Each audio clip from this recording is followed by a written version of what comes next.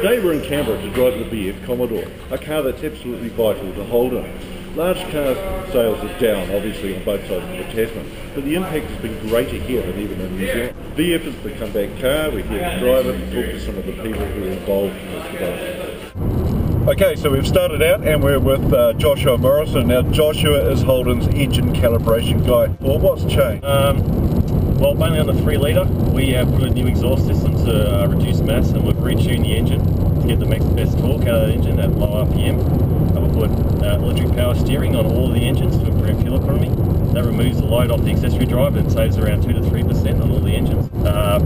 On the 3.6 engines, we've changed the torque converter to reduce the inertia of the engine so it's more responsive. And on the 6 litre V8, we've changed the pedal progression and the transmission shift control to give the driver a more direct feel to the car and a bit more control over when it changes gears. You'll definitely notice an improvement in the fuel economy and an improvement in the drive quality of the car. With Rob Tribbiani, who is the dynamics engineer. So he's the guy basically paid by Holden. Get this, he's the guy paid by Holden to go out and do massive skids every day, to drive these things flat out, to just have a ball. He's been doing it for 17 years. Rob, you must hate the job. Oh yeah, exactly. Change, I guess, in the VF range is that we've gone to electric steer on all of the range. Yep. And electric steering has given us the ability to increase the on-centre ratio, so the car is faster to move from centre, so the car feels a bit more agile. Yep. And we've then tuned the suspension around that, so the suspension is very taut and gives the car a really good sporty feel. The previous Commodore, the VE series, had brilliant steering feel, and we did not want to lose any of that going through into the MY14, and so we've worked really hard to ensure that it's got really good on-centre feel, and the efforts are really nicely weighted. We've worked very, very hard on the steering system. V8 performance cars, they can have a bit of a reputation for being monster machines. There's a lot of power here, it's easy to smoke up the tyres. Good balance in this car. Yeah. The balance of the car we've also worked very hard on.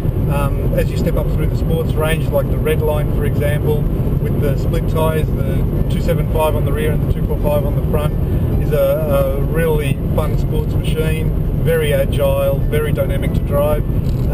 The FE2 variants, so the SV6 and SS and SSV SSV, are also really fun. They're a little more sporty than the FE1 tunes. Very fun to drive is really what we tried to instill in these cars. So now we're with Richard Filazzo, Chief Designer for Holden. Richard, VE Commodore, there's no continuity at all between that car and this car. What's happened here? Well, it's almost like a quantum leap here. VE was great for its time, both externally and internally, but we redefined VF. And we need to, because the landscape of the automotive environment had changed so much. So whereas VE was a car for all seasons and for all men, today we're tailoring it more towards the sport and luxury mode. Right. Now we still have our entry-level Evoque, but what we're sitting in here right now is a Calais V, and this really is the top of the line. And then we've just loaded up with features and great finishes. And our approach is quite different.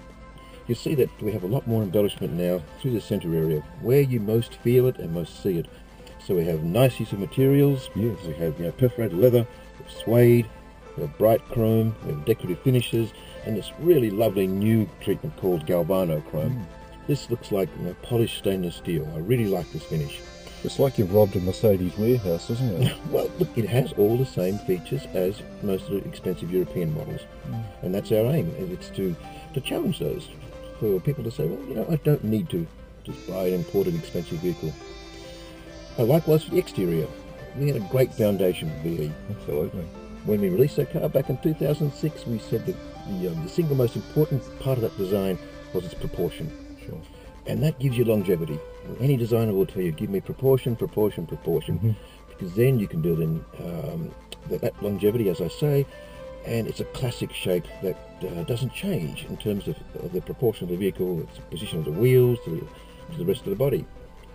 In those days, the trend was towards crisp and geometric shapes. Today it's changed, it's more sinewy, muscular and formy. But with that great foundation, we're able to apply those new trends to that shape and still have a classic looking car. We're really proud of it. We love it.